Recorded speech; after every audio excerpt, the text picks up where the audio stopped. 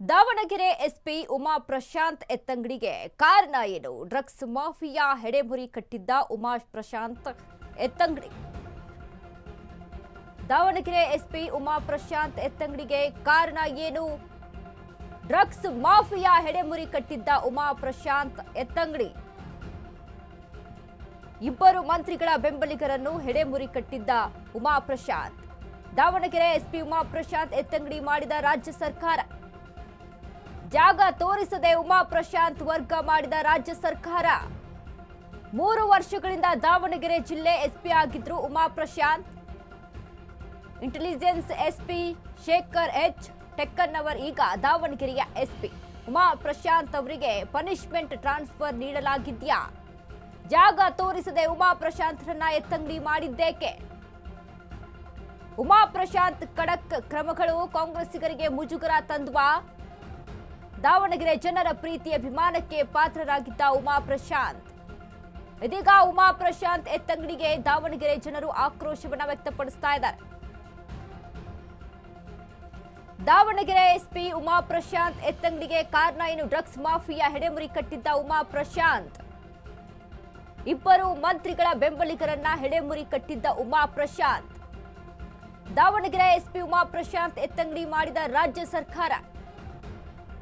ಜಾಗ ತೋರಿಸದೆ ಉಮಾ ಪ್ರಶಾಂತ್ ವರ್ಗ ಮಾಡಿದ ರಾಜ್ಯ ಸರ್ಕಾರ. 3 ವರ್ಷಗಳಿಂದ ದಾವಣಗೆರೆ ಜಿಲ್ಲೆ ಎಸ್ಪಿ ಆಗಿದ್ರು Uma Prashanth. Intelligence SP Shekhar H Tekkannavar ಈಗ ದಾವಣಗೆರೆ ಎಸ್ಪಿ. ಉಮಾ ಪ್ರಶಾಂತ್ ಅವರಿಗೆ ಪನಿಷ್ಮೆಂಟ್ ಟ್ರಾನ್ಸ್ಫರ್ ನೀಡಲಾಗಿದೆಯಾ?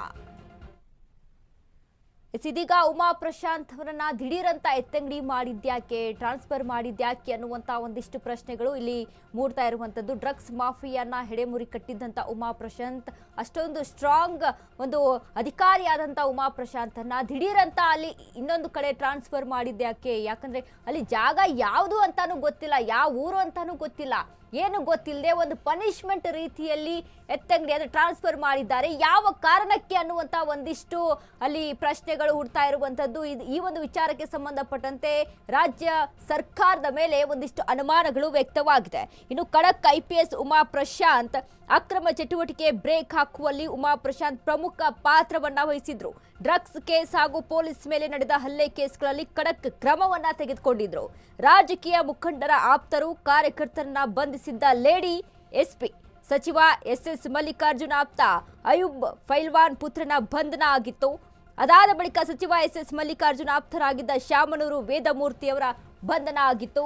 ಇಷ್ಟೊಂದು ಖಡಕ್ ಆಫೀಸರ್ ಆದಂತ ಉಮಾ ಪ್ರಶಾಂತ್ನನ್ನ ಅಲ್ಲಿ ಟ್ರಾನ್ಸ್ಫರ್ ಮಾಡಿದ್ಯಾಕೆ ದಿಢೀರಂತ ಅನ್ನುವಂಥದ್ದು ಇಲ್ಲಿ ಪ್ರಶ್ನೆ ಮೂಡ್ತಾ ಇದೆ. ಇನ್ನು ಡ್ರಗ್ಸ್ ಕೇಸ್ನಲ್ಲಿ ಸಚಿವ ಜಮೀರ್ ಆಪ್ತನ ಬಂಧಿಸಿದ್ದ IPS Uma Prashanth. Synthetic drugs ವಿರುದ್ಧ ಕಠಿಣ ಕ್ರಮ ಕೈಗೊಂಡಿದ್ದ ಉಮಾ ಪ್ರಶಾಂತ್.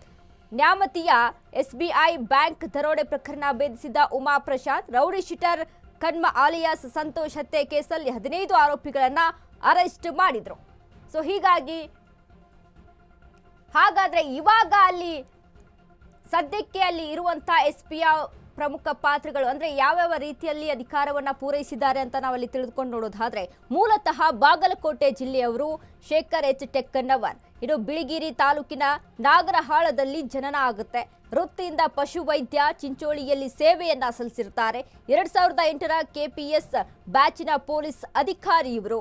ಬೆಂಗಳೂರು ಗ್ರಾಮಾಂತರ ಶಿವಮೊಗ್ಗದ ತೀರ್ಥಹಳ್ಳಿಯಲ್ಲಿ ಕೆಲಸವನ್ನ ನಿರ್ವಹಿಸ್ತಾ ಇದ್ರು. 2012ರಿಂದ 2014ರವರೆಗೂ ಹಿರಿಯೂರು DYSP ಆಗಿದ್ರು. ಇನ್ನು ಬೆಂಗಳೂರು ನಗರದ ಗುಪ್ತವಾರ್ತೆ ವಿಭಾಗದಲ್ಲಿ DCP ಆಗಿ ಸೇವೆಯನ್ನ ಸಲ್ಲಿಸಿದ್ದಾರೆ. ಮೈಸೂರು ಉಪ ಪೊಲೀಸ್ ಆಯುಕ್ತರಾಗಿಯೂ ಕೂಡ ಕೆಲಸವನ್ನ ಮಾಡಿದ್ದಾರೆ. ಬೆಂಗಳೂರು ಕೇಂದ್ರ ವಿಭಾಗದ DCP ಆಗಿದ್ರು. ಚಿನ್ನಸ್ವಾಮಿ ಸ್ಟೇಡಿಯಂ ಕಾಲ್ತುಳಿತ ಕೇಸಲ್ಲಿ ಸಸ್ಪೆಂಡ್ ಆಗಿರ್ತಾರೆ ಇವರು. ಬೆಂಗಳೂರಿನಲ್ಲಿ ಇಂಟೆಲಿಜೆನ್ಸ್ SP ಆಗಿ ಸೇವೆಯನ್ನ ಸಲ್ಲಿಸಿದ್ರು. ಈಗ ದಾವಣಗೆರೆ SP ಆಗಿ ನೇಮಕಗೊಂಡಿರುವಂಥದ್ದು.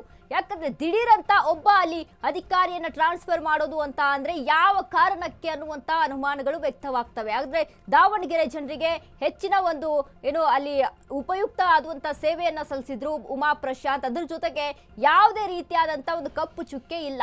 ಹೀಗಾಗಿ ಒಂದು ಸ್ಟ್ರಾಂಗ್ ಅಧಿಕಾರಿ, ಒಂದು ಸ್ಟ್ರಾಂಗ್ ಆದಂತ ಅಧಿಕಾರಿ ಸೇವೆಯನ್ನ ಸಲ್ಲಿಸಿದ್ದಾರೆ. ಅಲ್ಲಿ ಯಾವುದೇ ತರದಂತ ಆರೋಪಗಳಿಲ್ಲ. ಹೀಗಾಗಿ ಒಂದು ಇಂಥ ಒಬ್ಬ ಅಧಿಕಾರಿಯನ್ನ ದಿಢೀರಂತ ಟ್ರಾನ್ಸ್ಫರ್ ಮಾಡಿದ್ಯಾಕೆ ಅನ್ನುವಂತ ಒಂದಿಷ್ಟು ಪ್ರಶ್ನೆಗಳು ಇಲ್ಲಿ ಮೂಡ್ತಾ ಇದ್ದಾವೆ.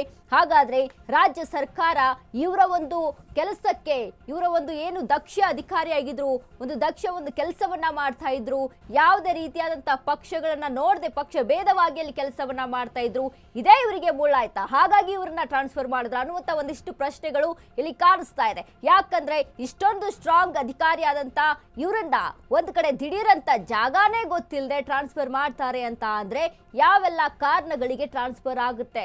ಈಗ ನಾವು ಮಾತನಾಡ್ತಿದ್ವಿ, ಯಾಕಂದ್ರೆ ಅಧಿಕಾರಿಗಳು ಕೆಲಸ ಮಾಡಿದ್ರೆ ಈ ರೀತಿಯಾದಂಥ ವ್ಯವಸ್ಥೆ, ಕೆಲಸ ಮಾಡಿಲ್ಲ ಅಂತ ಅಂದ್ರೆ ಏನು ಮಾಡ್ತಾ ಇಲ್ಲ ಅಂತ ನಾವೇ ಮಾತಾಡ್ತೀವಿ. ಆದ್ರೆ ಇಷ್ಟೊಂದು ಪ್ರಾಮಾಣಿಕತೆಯಿಂದ ಅಲ್ಲಿ ಕೆಲಸವನ್ನ ಮಾಡ್ತಾ ಇದ್ದಾರೆ ಅಂತ ಅಂದಾಗ ಸರ್ಕಾರ ಅದಕ್ಕೆ ಪ್ರೋತ್ಸಾಹ ನೀಡಬೇಕೇ ಹೊರತು ಟ್ರಾನ್ಸ್ಫರ್ ಮಾಡೋದು ಒಳಿತಲ್ಲ. ಯಾಕಂದ್ರೆ ಜನ ಕೂಡ, ಅಧಿಕಾರಿಗಳು ಕೂಡ ಮುಂದೆ ಕೆಲಸವನ್ನ ಮಾಡೋಕೆ ಹಿಂದೆ ಮುಂದೆ ನೋಡ್ತಾರೆ ಈ ರೀತಿಯಾದಂಥ ವ್ಯವಸ್ಥೆ ಇದ್ರೆ. ಸೊ ಅದೇ ರೀತಿಯಾಗಿ ಈಗ